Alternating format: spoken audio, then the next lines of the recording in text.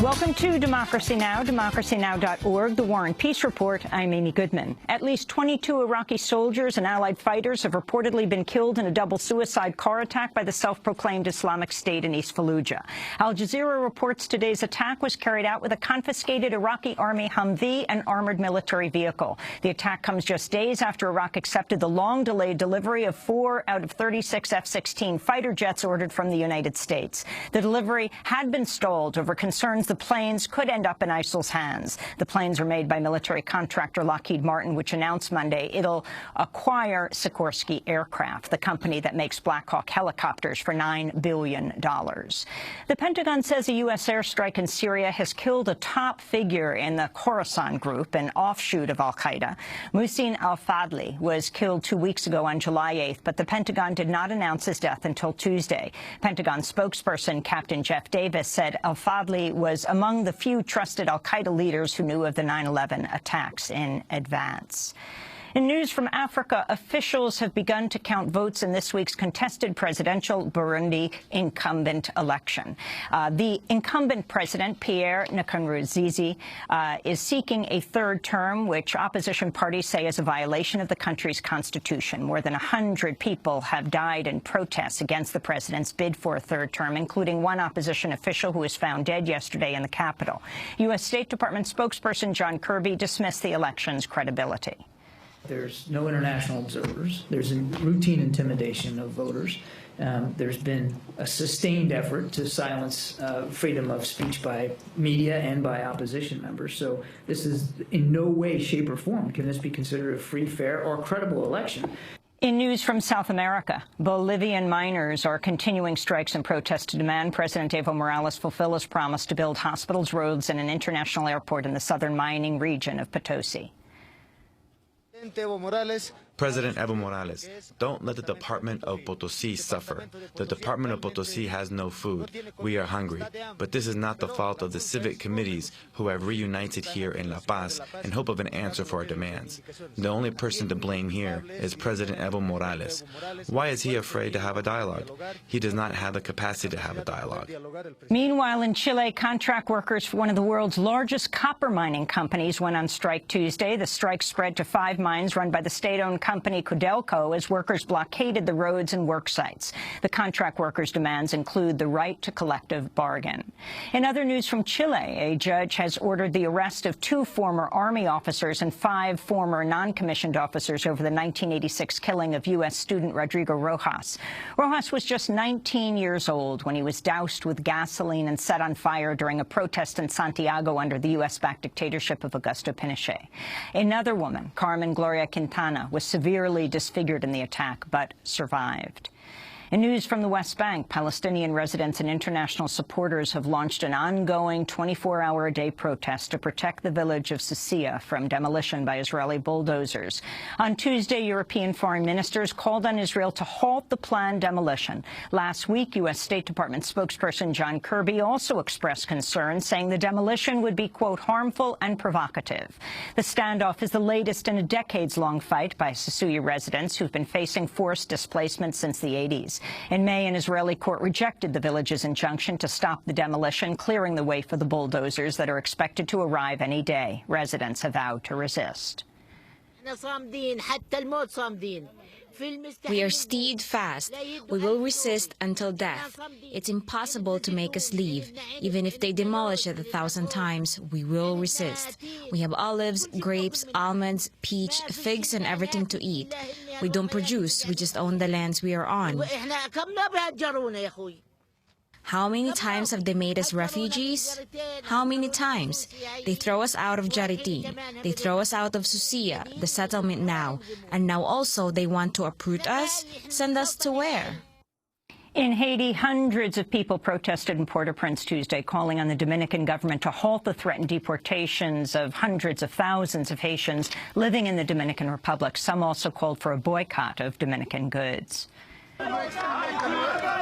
We urge the government of the Dominican Republic to respect the rights of Haitians and their dignity.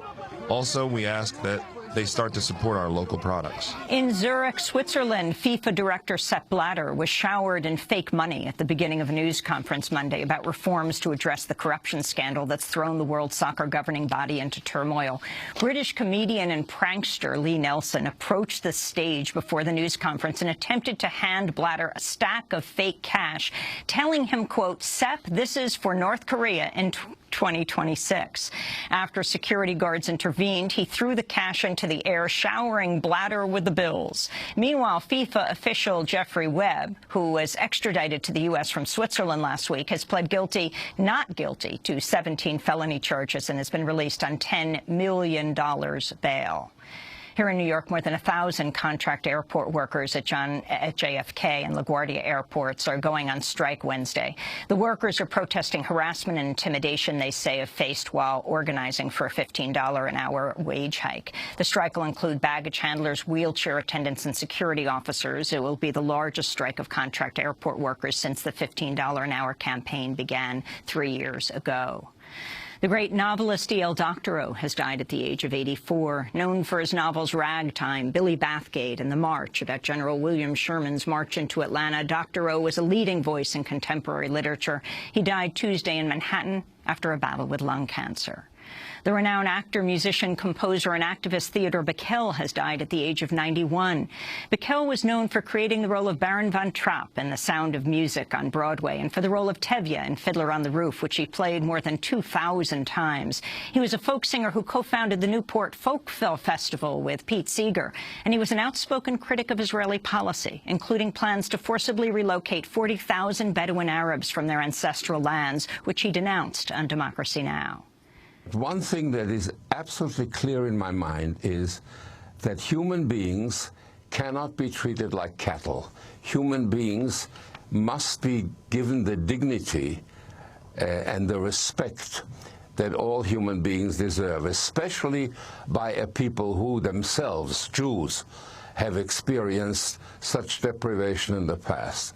So when I say that the very people who were told to get out of Anatevka in the fictional village of Fiddler on the Roof, the descendants of those very people are now telling others, strangers in their midst, that they must get out of their homes, seems fundamentally wrong.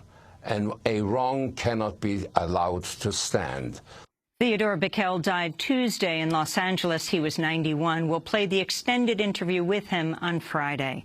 In news from Wyoming, the Northern Arapaho tribe is calling for federal hate crime charges against a city parks worker admitted he shot 2 tribal members at a detox center Saturday. Police say Roy Clyde killed Stallone Trosper and seriously wounded James Sonny Goggles as they were lying in bed. He told the police he was targeting homeless people.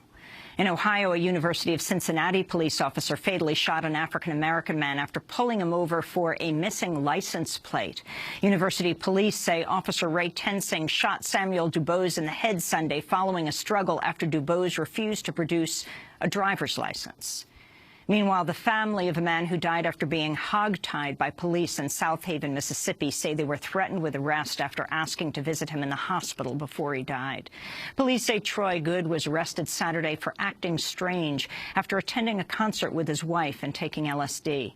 Attorneys say he told police he was having trouble breathing after they put him face down on a stretcher with his arms and legs bound. He died about 2 hours later in the hospital.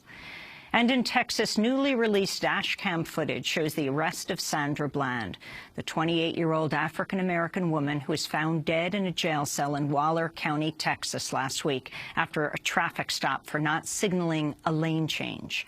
County authorities have said her death was a suicide, a claim her friends and family have disputed. In the arrest video, Texas State Trooper Brian Encina approaches the driver's side of Bland's car and asks her why she appears to be irritated. You okay? I'm waiting on you. This is your job. I'm waiting on you. What do you want me to Oh, do? you seem very irritated. I am. I really am. But I feel like this tap is what I'm getting a ticket for. I was getting out of your way. You were speeding up, tailing me. So I move over and you stop me. So yeah, I am a little irritated, but that doesn't stop you from giving me a ticket. So let's continue. Are you done? You asked me what was wrong, and I told you. Okay. So now I'm done, yeah. Okay. You mind putting out your cigarette, please? Don't mind. I'm in my car. Why do I have to put out my cigarette? Well, you can step on out now. I don't have to step out of my car. Step out of the car. In the video, Officer Encinia then threatens to light her up. I'm giving you a lawful order. I'm going to drag you out of here. So you threatening to drag me out of my own car? Get out of the car! And then you I will light you up. Get out! Wow. Now!